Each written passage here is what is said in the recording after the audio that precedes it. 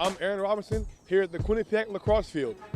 A new era is upon us at Quinnipiac as the Mason Poly era has officially begun. So also, one of the big talking points coming into the game was Maris and the face-off. So Maris coming into the game was ranked 6th nationally in face-off percentage. How did it feel to get that first win as a starter after your second win on your career? Obviously your first one came in relief, but how did it feel, starting the game, going 6, having that great performance, and being able to get the win?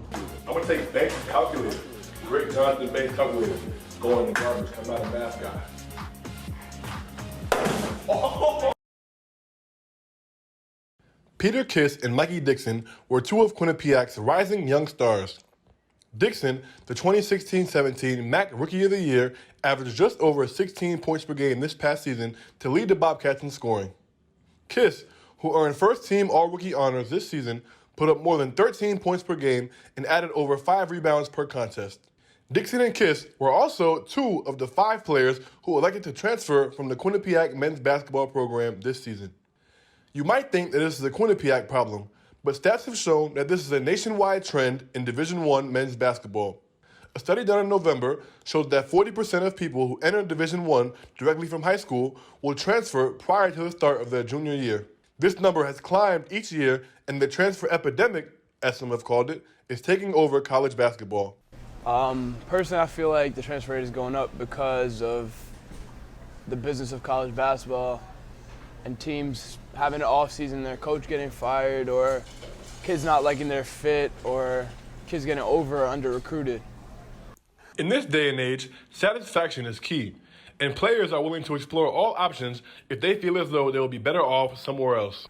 Guys in their mind, whether it's a right decision or wrong decision, are really trying to find the best place for them, and if they have to transfer 1, 2, 3 times to do it, in their mind, it's justified.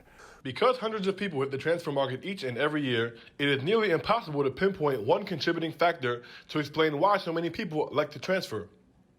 Obviously, it'd be for like a coaching change or like a coaching switch over, or maybe not even that. It could just be, it might just be a better opportunity, somewhere else for guys. I feel like it's not just one pinpoint thing. Like it could be many different reasons for why people transfer schools and look to pursue their dreams and their career in a different environment. Mikey Dixon decided to transfer to St. John's, a member of the Big East, for a reason that is often common among transfers. Playing style was a huge thing, like going to a school where I feel like I fit in with their playing style, and obviously with St. John's, I felt like that was probably, out of all the schools that reached out, that was the best program, and I feel like my style of play fits well. From a player standpoint, there is plenty of optimism when it comes to transferring, as you see yourself moving to a better situation. But from a coach's standpoint, it often puts you at a disadvantage trying to sustain success. Coaches like to keep their players, and so coaches, it frustrates them for their players to leave. One coach who has been vocal about his frustration is Robert Morris's Andy Toole, whose program has been absolutely decimated by transfers over the last few years. Robert Morris has lost underclassmen to schools the likes of Clemson, Georgetown, and Eastern Michigan as a direct result of the transfer epidemic. I truly believe successful programs are run based on relationships and based on trust. And so as a head coach, if you're willing to dedicate to your players, to spend time with them, develop that trust, that relationship, I think it's the only way to combat the brighter lights of a higher level. Whether you're a player, coach, or just a casual fan, you will have to get used to seeing some new faces around your team. We've seen the era of the 4-year player, the era of the one-and-dones, and now there's a new era in college basketball, the transfer era. So buckle up and prepare for the ride. Ray and Mike's Deli, located on Whitney Avenue across the street from Quinnipiac's Whitney Village Apartments, is the place to be around Hamden. It's a Quinnipiac staple. I mean, you come in here, you always see people usually, and the food's incredible, so why wouldn't you come back, Known for their great customer service and their outstanding cheesesteaks, Ray and Mike's always keeps the customers coming back. They do a great job over here. My boy Johnny in the back hooks me up, and whenever I come in, I always make sure they give me a good sandwich, and they do a great job. Perhaps the most surprising thing about Ray and Mike's is that every day since they've opened on December 7th, 1997, they have never closed the store for not one day. Every day for 19 years, December 7th, 97. So I believe that's 19 years and 2 months and 3 days as of today. Well, without the leap year, minus 4 days. Yeah, it's like the post office, you know, sleet, snow, rain, whatever. No, they're always open. You can always come in here no matter what day it is, what time of day. That's right. Even during the weekend snowstorm, it was business as usual at Ray and Mike's. Well, it was actually a regular morning because the snow didn't hit till 8 o'clock the morning, 8:30 in the morning. So we just did the regular opening, the regular prep for the day. So no matter what's going on the outside, Ray and Mike's will continue to please the customer on the inside like they've been doing for the past 19 years. We're taking you to number 5. We have Quinnipiac women's basketball on the road at Harvard. And this one, I remember this shot here. Jenny McBucket goes Paul Pierce. I call game. And it's over. Quinnipiac wins 72-67 in overtime. Also, host teams in the MAC tournament have not fared well over the past couple of years. Last year, we saw Monmouth, who was the host team, go out in the semifinals. And 2 years ago, Marist was the host team, and they lost in the MAC final. This is easy. I'm gonna make it short and sweet. It's Kobe Bryant. I want you to count to 5, like you did earlier, Drew. 1, 2, 3, 4, 5.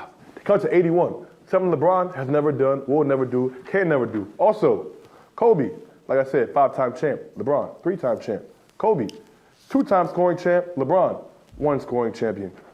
Kobe, 12-time all-defense.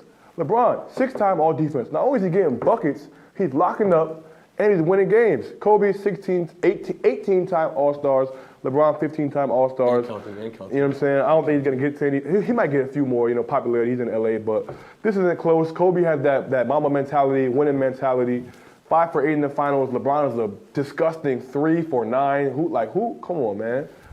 I'm gonna cut you off. Kobe. I'm gonna cut. Yeah, I am at an absolute red alert with this Quinnipiac special teams. They're an over 20 on the power play. And I was not at the Vermont game, but I was at both Ohio State games, both the games against Maine and the exhibition games. And this team is not getting pucks to the front of the net. You know Kyle's as better as anyone. If you get pucks to the net, good things happen. And I watched them, and I feel like they're squandering opportunities on the power play. Yeah, I think just seeing the ball go through the net. I think being able to get those first 2 goals were really big for them. And then obviously, playing with Mike Fletcher, playing with Jake Thompson, other attacks that are very talented themselves. Also midfielders like Frost and Will Abbott. I think having so many weapons on one team just is very hard for defense to combat. So one of those guys, obviously Tom Dick today didn't have his best game, but Foster and Mike Fletcher were able to pick up the slack. First, let's talk upsets. Each year, you can count on at least one 12-5 upset. Here are 2 that you should look out for this year. The first one comes from the East region, where the 12th-seeded Liberty Flames will be facing the Mississippi State Bulldogs. Liberty enters the field with a 28-6 record, having won 18 of its last 20 games. The Flames went on the road and beat UCLA early on in this season. They also own a 26-point victory over Sun Belt champion Georgia State. Liberty is playing its best basketball of the year at the right time, so don't be surprised if the Flames pull the upset over the Bulldogs.